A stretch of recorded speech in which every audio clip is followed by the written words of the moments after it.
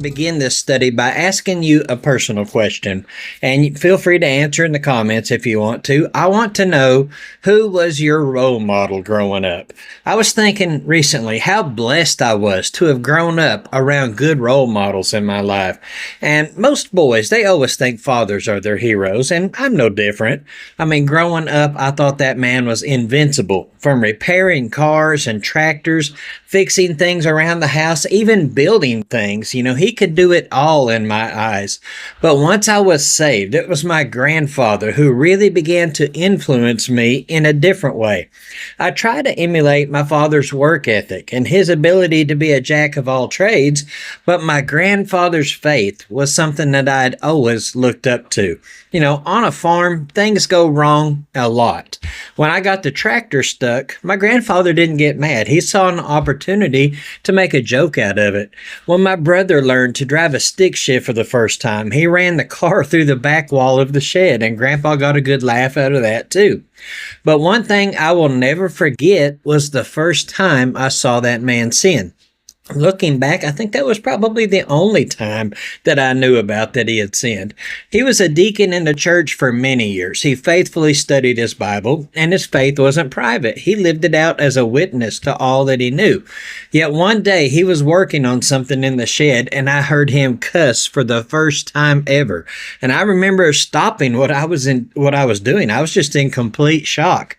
My grandma was in the house with the windows closed, and it was about 100 yards away, and she must have heard it because she flung that window open and yelled, "I heard that." And I found it hilarious when he yelled back, "I said sugar." It's honorable to walk in the steps of those that you admire, but we've got to make an effort not to follow their bysteps when they get off of the right path. Nobody is perfect. Only God is. Abraham was a very righteous man, and as he's mentioned in Hebrews 11, more than anybody else, with the exception of possibly Moses. But as we've journeyed through Genesis so far, we've saw the flaws and the failures of Abraham. Another person that saw them was Abraham's son, Isaac. Even though Isaac was very different from his father, as we're going to see in the text today, he acted in the same way as his father when it comes to personal failures. God had promised to make a great nation out of him, and when a famine hit, he began to head towards Egypt. Everybody seemed to be doing this during a drought. Egypt had plenty of water because of the Nile River. By fleeing to Egypt without even praying about it, that's the same as trying to handle things in the strength of the flesh instead of relying on God. God didn't let Isaac get that far, though. He appeared to him in Gerar, the land of the Philistines, and told him to go no further into the land of Egypt. While in Gerar, which was also another place where his father had sinned about lying about his wife being his sister, Isaac repeats that exact same sin. Kind of like when my grandmother flung open the window and said, "I heard that." Abimelech opened his window when Isaac was touching Rebekah and yelled, "I saw that." But this time, the consequences will be much more than just a humbling rebuke by a pagan ruler and maybe the loss of his spiritual witness. As we go through the rest of this chapter, we'll see that things didn't go so smoothly for Isaac afterwards. He still appears to receive great blessings because God had promised Abraham that he would indeed bless him. But the consequences of his sin are going to rob him of peace during this time spent near the Philistines. So in Genesis chapter 26, we're going to pick up where we left off in verse 12 and go through verse 14. Now Isaac sowed in that land and reaped in the same year 100-fold, and the Lord blessed him. And the man became rich and continued to grow richer until he became very wealthy, for he had possessions of flocks and herds and a great household, so that the Philistines envied him. Abraham had given gifts to all of his sons while he was still alive, and then he sent them away from Canaan. The land was promised to him and his descendants, and Abraham left everything else he had to Isaac. That being said, Isaac didn't have to work if he didn't want to. He could have easily lived off of his inheritance, but he chose to get up and to do something, to work, and he took up farming while he lived in Gerar. Now remember, this area still belonged to the Philistines at that time. Isaac is basically a tenant on Abimelech's property, but he works the ground. He improves it. You know, if more people were like that, I would have kept my old rent house. Usually people leave place in worse shape than it was when they moved in. The Lord blessed Isaac greatly, as we see in the first verse. Can you imagine crops returning 100-fold? Just imagine that in your garden. You know, for example, corn produces 1 to 2 ears per stalk. Imagine if you went out there and there was 100 to 150 ears of corn on your stalk. Or maybe you planted cucumbers. I mean, normally you might get 20 cucumbers out of a plant over a season. Imagine getting over 2,000. Now, I don't know if this was just a figure of speech, but it seems impossible for a plant to do that much. But it's also impossible for a plant to burn and not be consumed unless God is behind it. God is always giving the harvest. We can plant all we want. You can haul water to it if it's available, but if God doesn't bless it, it's not going to make anything. And I say that because the Lord often used these agricultural terms when it comes to sharing the gospel with people. He says the harvest is plentiful, but the workers are few. You don't save the person that you witness to. You plant the seed, you water the seed that somebody else has planted, but God brings about the harvest and determines the size and the season of it. And just to prove that God is behind the success of Isaac's crops, remember, they are still within this same year of a famine. Things might be a little better in Gerar than Canaan at that moment, but they are feeling the effects of the famine too. Isaac is planting things in the same soil that the Philistines are planting, and yet he is yielding an unbelievable amount of food. Not only is his garden getting amazing results, but his herds are increasing. You know, the Philistines, the shepherds, they probably had to cover a lot of ground just to get their animals grazing, just to sufficiently feed them during this famine. And Isaac's animals were healthy enough to reproduce abundantly. You know, it doesn't expressly say it, but I wouldn't be surprised if the birth rates of his animals were also increased. Now, maybe not 100-fold, you know, not 100 calves per birth, but possibly twins here and there, and they always seemed to have plenty to eat and to drink. Normally, when a drought was severe when I was young, I remember our family having to sell some cows. We had to reduce the size of the herd because we didn't have enough grass. We wouldn't have enough hay to get through the winter, but in the midst of the hard times, God provides for his people. Isaiah 65 verse 13 says, "Therefore thus says the Lord God, Behold, my servants will eat, but you will be hungry. Behold, my servants will drink, but you will be thirsty. Behold, my servants will rejoice, but you will be put to shame." You know, these Philistines had to look over and see that Isaac's herd is not suffering, but they're thriving. These animals are fat. They're popping out babies left and right, not to mention the beautiful crops that he has planted. And in verse 14, it says they envied him, not in the sense of admiring his success and saying, oh, that is a very blessed man. He works hard and God has blessed him, but envy in the sense of coveting. When people are not content with what they have, they look at what others have, and that's where problems begin, because other sins like greed and stealing and even murder can come from coveting something. Admiring something that someone has is one thing. You can admire your neighbor's new truck or their new bass boat or something that they own. But when you want it bad enough that you think that they shouldn't have it, you've started to slip into sin. Isaac already upset Abimelech and likely the rest of the Philistines by his deceit.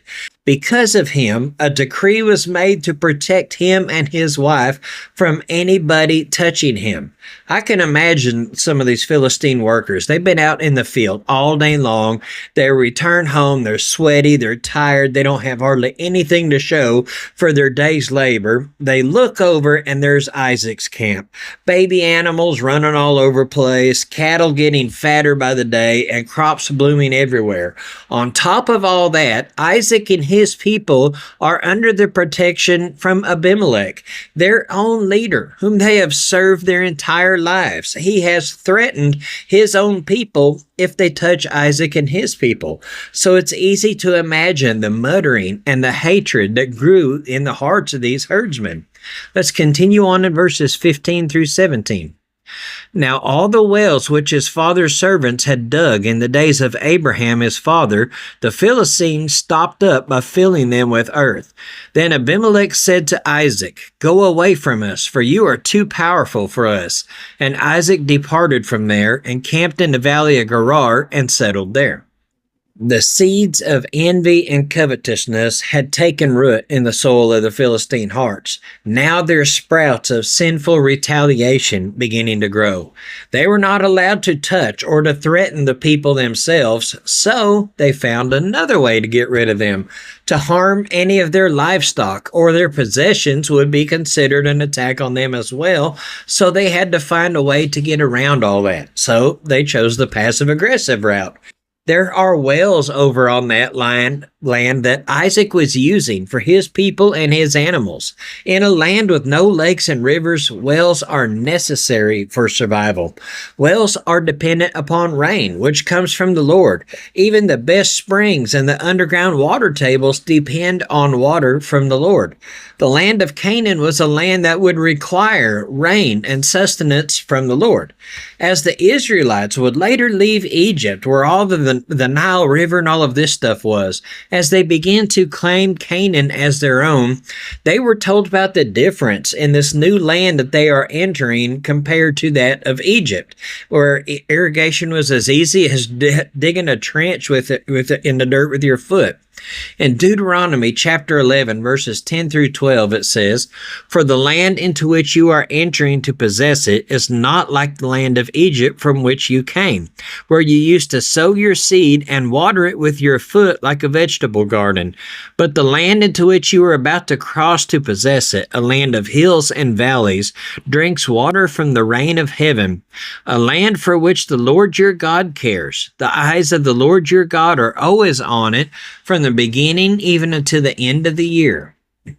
Abraham understood this. He dug a lot of wells during his time in Gerar. Now, these wells were used and profitable to the Philistines after Abraham had died, while Isaac was living in Beer Lahai. But now, with Isaac using these wells that his father had dug, some of these people no longer had access to that water themselves. But their hatred and their envy for Isaac overpowered their own need for water and even common sense, apparently, because it says they stopped up the wells by filling them in. Now, as I said earlier, growing up on a farm where I saw my dad and my grandpa do it all, I have some old pictures of us all. We were drilling a water well for my grandpa. Now, our drilling equipment wasn't fancy at all. It was an old farm-all tractor with a post hole digger and an old 1960s John Deere with a loader. I bet Abraham's servants, though, would have loved to have any kind of machinery. These wells were hand-dug, and it was very hard work. It was expensive labor-wise. To purposely fill in someone else's well is plainly an attack on that person. It's an attack on their livelihood.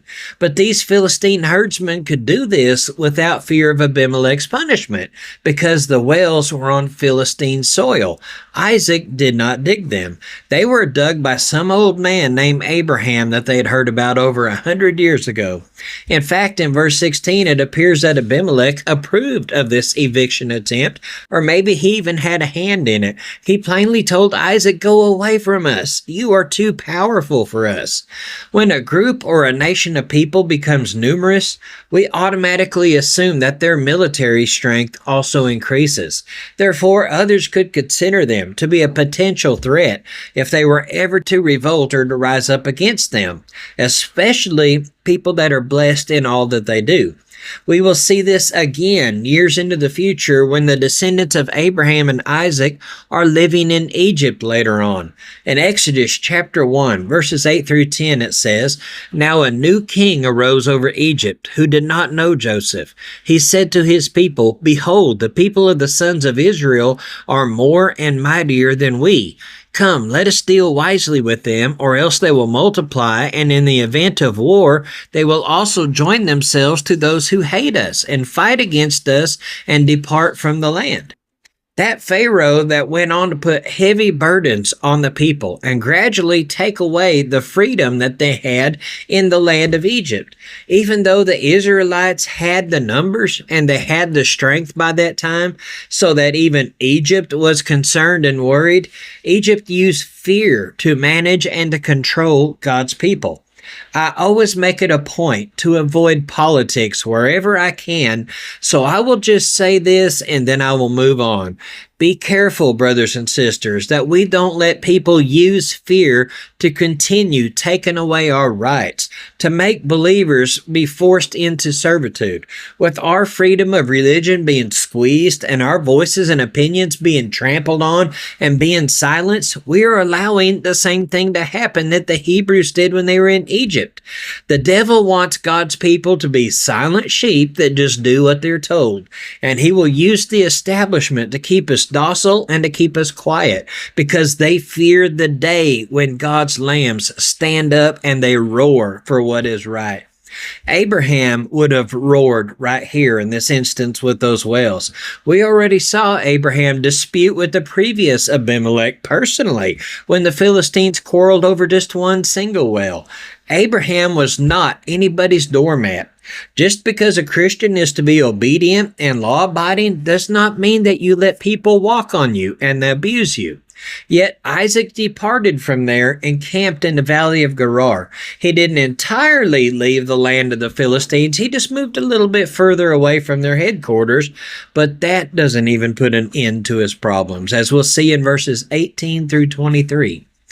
Then Isaac dug again the wells of water which had been dug in the days of his father Abraham, for the Philistines had stopped them up after the death of Abraham, and he gave them the same names which his father had given them. But when Isaac's servants dug in the valley and found there a well of flowing water, the herdsmen of Gerar quarreled with the herdsmen of Isaac, saying, "The water is ours." So he named the well Esek, because they contended with him. Then they dug another well, and they quarreled over it too, so he named it Sitnah. And he moved away from there and dug another well, and they did not quarrel over it, so he named it Rehoboth. For he said, "At last the Lord has made room for us, and we will be fruitful in the land." Then he went up from there to Beersheba. As Isaac settled in another area, he started the hard task of unstopping all of these wells that the Philistines had filled in. I have to wonder how they did this, thinking that these wells were draining the underwater lakes and the water tables that also fed their wells. I mean, if so, this was just done out of selfishness. They should be content with what they have, with the water that they have. It comes from the same underground source. But they are more content watching another family die or have to move just to make sure that they had plenty of water for themselves, when that water was likely enough for them all. But they did this to drive Isaac further away from them. This was worse than selfishness. It's outright spite. It's hatred. And that seems to be the way Isaac understands it to be.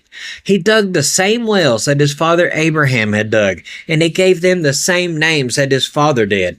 Now, I've given names to vehicles that I've owned. I've even named our tractors, but I've never named a pond. I've never even named a well. That just shows us how vital that water was in that area.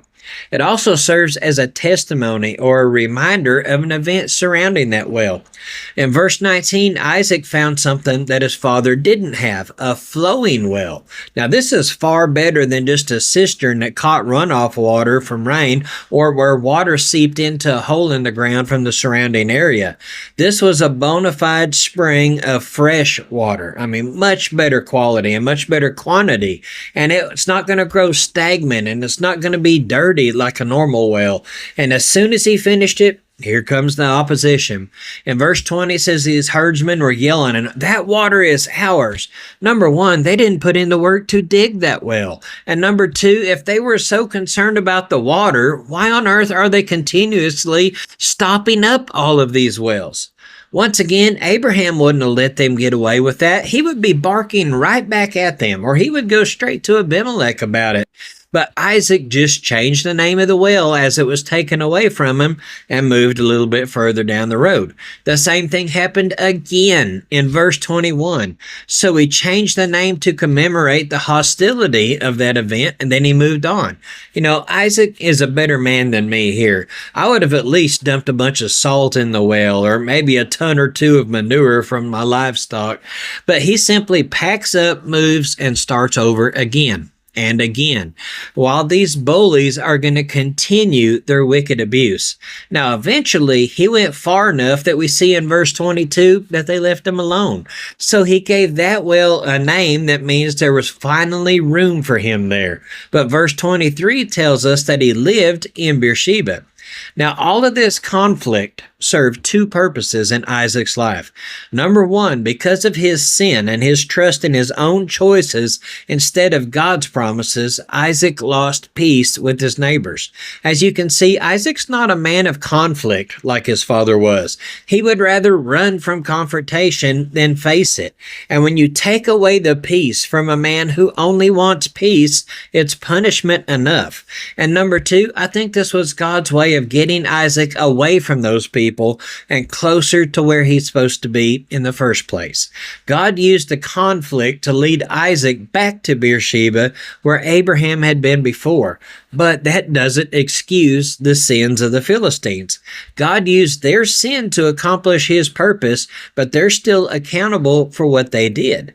Let us move on into verses 24 and 25. The Lord appeared to him the same night and said, I am the God of your father Abraham. Do not fear, for I am with you. I will bless you, and I will multiply your descendants for the sake of my servant Abraham. So he built an altar there and called upon the name of the Lord and pitched his tent there, and there Isaac's servants dug a well. The Lord had already appeared to Isaac upon entering Gerar. He told Isaac that he would be fine if he just doesn't go to Egypt, to stay in the land which I promised you.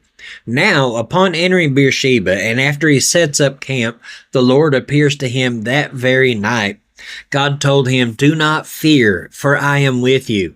Isaac had every reason to fear. He had been harassed by the Philistines. He had been walked on by them. He had been run out of a place that he was beginning to call home and away from all the work that he had put in. Maybe he thought that Abimelech liked him since he had made this decree that protected him, only to be disappointed when Abimelech personally told him to leave. And it's usually when people disappoint us the most that God's faithfulness shines brighter. When people disappoint you, God's faithfulness means so much to you at that moment. It's just, I look at how the world has become so twisted that it wants to redefine truth. It wants to embrace make-believe things. You can't even trust the news anymore, and that saddens me because I used to be addicted to the news. I was what you call a news junkie, but you can't trust it anymore. I have thanked God many times in prayer for being true and being unchanging in a world that is increasingly unstable. I find great comfort in the stability in our God, who is the same yesterday, today, and forever. And when things go bad, we could take comfort in knowing that our God is still on the throne and that he will make everything right in the end. Justice will prevail. Isaac needed that assurance from the Lord then more than ever. Being a man who prefers peace myself, I know that sleep doesn't come easy if there's some conflict in some area of your life. I know if someone is upset with me because I've wronged them, or if somebody has wronged me and I don't understand why, it bothers me. And until that conflict is resolved, there's no earthly peace in my life. Only the peace that can be found in the Lord. True peace. Peace that can only come from God. Peace that exists despite earthly circumstances. We read verses where the Lord appears to people like this and offers assurance and peace. And we think, man, I would just love for this to happen to me. Well, the Lord gives us the same assurance through His Son, who promised us this in the Gospel of John in chapter 14, verse 27, "Peace I leave with you, my peace I give to you. Not as the world gives, do I give it to you. Do not let your heart be troubled, nor let it be fearful." So, brothers and sisters, whatever you are facing, God has got this. Now, let us go on into verses 26 through 33. Then Abimelech came to him from Gerar with his advisor Ahuzath and Phicol, the commander of his army. Isaac said to them, "Why have you come to me, since you hate me and have sent me away from you?" They said, "We see plainly that the Lord has been with you." So we said, "Let there now be an oath between us, even between you and us, and let us make a covenant with you, that you will do us no harm, just as we have not touched you or have done you nothing but good, and have sent you away in peace. You are now the blessed of the Lord." Then he made them a feast, and they ate and drank. In the morning they arose early and exchanged oaths, and then Isaac sent them away, and they departed from him in peace. Now it came about on the same day that Isaac's servants came in and told him about the well which they had dug, and they said to him, "We have found water." So he called it Sheba. Therefore the name of the city is Beersheba to this day. You would think that after all the Philistines and Abimelech have done to him, Isaac wouldn't even give Abimelech the time of day. Since he didn't have a solid building with a firm door, well, maybe we think he should have slammed the tent flap in his face. That wouldn't quite have the same effect as a door. I mean, what do couples do when they're arguing and they're in a tent? Do they just zip the door shut really fast? It's not the same. And I want to address something that might have been on your mind before we go any further. Was Isaac wrong for being passive? Was he wrong for wanting to avoid conflict? Or was Abraham wrong when he was being bold and he was standing up for himself? Because both of these men handled a similar situation in different ways. So which one should we emulate ourselves? Actually, a balance of both. There are verses that teach us to be forgiving men and women of grace. Matthew 5:39, "But I say to you, do not resist an evil person, but whoever slaps you on your right cheek, turn the other to him also." And then you have passages like Romans chapter 12, verses 17 and 18. "Never pay back evil for evil to anyone. Respect what is right in the sight of men. If possible, so far as it depends on you, be at peace with all men." Notice the detail in that passage of Romans that says, "as far as it depends on you." There will be some people that you just can't get along with. No matter how far you bend over backwards for these people, they're not going to like you. I heard about a pastor who lived in an inner city, and he decided the weather was so pretty that he's just going to walk to church. About halfway there, in a bad neighborhood, this group of thugs approached him and started to harass him. They mocked him, they shoved him, they knocked the Bible out of his hands, they kicked his notes and scattered his papers around on the ground. He didn't retaliate. He just picked up all his papers while they're laughing at him and patting themselves on the back. Then one of the bullies went up and punched him in the left cheek. Well, the pastor kind of reeled backwards, regained his balance. To the surprise of the bully, he then turned his face and offered the other cheek. The bully was kind of confused, but he said, "All right," and he punched that one too. When he got up, the preacher smiled and he rolled up his sleeves and says, "The Lord gave me no further instructions." Pow, and knocked them all out. There are also verses about standing up for what is right, like in that case. Ephesians chapter 5, verse 11, "Do not participate in the unfruitful deeds of darkness, but instead even expose them." Or you have passages like James 4:17. Therefore, to the one who knows the right thing to do and does not do it, to him it is sin. Therefore, we have to find a balance as believers. Protect yourself. Protect your family. Stand up for what is right. Take a stand against evil things, but also be forgiving and show mercy to others, even if they have wronged you. For if we do not forgive others, the Bible tells us that we will not be forgiven ourselves. That is the least memorized portion of the Bible. People don't like that reminder that their forgiveness is conditional upon their forgiveness of other people. Well, no pun intended, Isaac had sent out some servants to dig yet another well. And behold, Abimelech stands at the door. He's seeking peace. Now, I can't really say he was seeking reconciliation because he didn't admit to the wrongdoing of filling in these old wells and then stealing all the new wells. Those sins hurt pretty deep, and it still didn't sit well with Isaac. Okay, that pun was intended. It didn't sit well. Abimelech even had the audacity in verse 29 to say, "Do us no harm, just as we have not touched you, and we've done nothing but good to you, and we sent you away in peace." And I'm thinking, really? Isaac already stated his grievance in verse 27, saying, "Why have you come to me since you hate me?" But Abimelech acted like he had never done wrong by Isaac, but Isaac let it slide. Technically, it was the herdsman who filled all those wells. It was also the herdsman who quarreled with Abraham until Abraham finally went to their leader and complained. I wonder if Abimelech intentionally lied about doing no wrong here, or if he was really just oblivious to the evil that his herdsmen were up to behind their back. But either way, Isaac forgave them. He served a great feast for them. He invited them in. And in verse 31, it says they arose early, they exchanged oaths, and then Isaac sent them on their way, and they departed in peace. Isaac didn't bring up the past. We're good at that, aren't we? We say we forgive someone, but we never forget what they do. But is that really forgiveness if we keep bringing up an offense that's happened in the past, something that somebody's repented over? I'm glad God's not like that, and that He forgives us completely. Corrie ten Boom once said, God cast our sins into a sea of forgetfulness, and then He puts up a sign that says no fishing. And then these last two verses of what we read kind of drive this point home. Verse 32 and 33 tells us that on that very same day, those servants that Isaac sent out came back reporting that they had found more water. It's almost as if God stamped His seal of approval on how Isaac handled that situation and blessed him even more. Isaac named this place Beersheba, the same name that Abraham had given the place previously, which meant well of the oath, or well of the seven.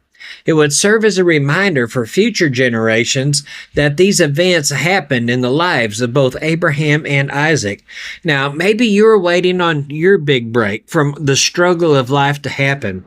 Look back at Isaac's experience and the names that he gave those wells that reflected those hard times. And we see that he had to go through a lot of pain and suffering and a lot of quarrel, a lot of strife before he finally receives his blessing. He went on through contention and hatred, the names of the wells that were stolen from him before he had finally found room, and then the name of the well when he finally found rest. And now he's resting easily, well, somewhat anyway, in the well of the oath. Isaac can find peace in the oath that God made to him. Twice now this oath has been made to him. But all is not well on the home front. I promise these puns just fall out naturally. I don't mean for them to. All is not well on the home front, for we see that even when somebody is richly blessed, life can still be full of trouble and heartache. And we'll get the final two verses of this chapter, verses 34 and 35. When Esau was 40 years old, he married Judith, the daughter of Beeri the Hittite, and Basemath, the daughter of Elon the Hittite, and they brought grief to Isaac and Rebekah. Isaac finally found peace with his neighbors, and now he's got a war going on inside his home. People often complain about how Jacob would later steal the birthright of Esau, even though Esau willingly traded for it. They wonder how God could choose a deceiver like Jacob until you get to these verses. This situation right here is just the beginning of proof that Esau would have been a terrible choice to lead the people as a nation. He purposely chose to rebel against the standard that Abraham had set, against marrying the pagan women from among the Canaanites. These Hittite women were the daughters of Heth. We read about Heth and his sons when Abraham was trying to purchase a cave to bury Sarah in. It was disguised as a polite offering or a gift, but the sons of Heth actually ripped Abraham off. They ripped him off on the price and made him buy a field that he didn't want and didn't need. He just wanted the cave. This was wise of Abraham to purchase it, though, for we already see that those people are a problem going down the road. You can count on the fact that if Abraham hadn't paid for that, nobody else would have access to the tomb once he passed away. Here, two of these women from that clan are already causing grief for Isaac and Rebekah. Later, in an attempt to provoke his parents even further, Esau is going to marry a third heathen wife. And this right here makes me question why in the world Isaac would want to give Esau the parental blessing so badly, bad enough that he's willing to disobey God for it. Was the deer meat really that good, Isaac? Was it so good that you're willing to overlook the problems that this son caused with his unruly wives right here? Was it so good that you sided with the son who was more like your half-brother Ishmael than the son that was quiet and peace-loving and a deceiver, kind of like yourself?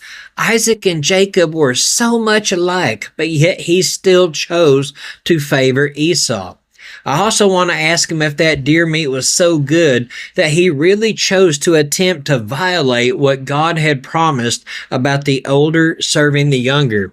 It appears that Esau may have done this in purposeful rebellion. It was just the custom of that day for parents to arrange the marriage, but he didn't even ask his parents for approval. He just went out and did it, and he married not just one, but two women. Maybe this has something to do with that passage in Hebrews 12 that calls Esau a fornicator. And again, he went against his grandfather's wise counsel of intermarrying with wicked and ungodly people, a practice that many people today suffer the consequences from doing. These verses seem kind of out of place at the very end of this chapter, especially when it's the next chapter that deals in more detail with the two brothers, the sons of Isaac, and their differences. But what this does is sets the stage and introduces us to the mindset of those two boys. One is flawed, but he's still somewhat faithful, but the older is rebellious and obviously not the right choice to carry on the legacy of the family. These two verses get us ready to understand why the chaotic events of the next chapter are so important.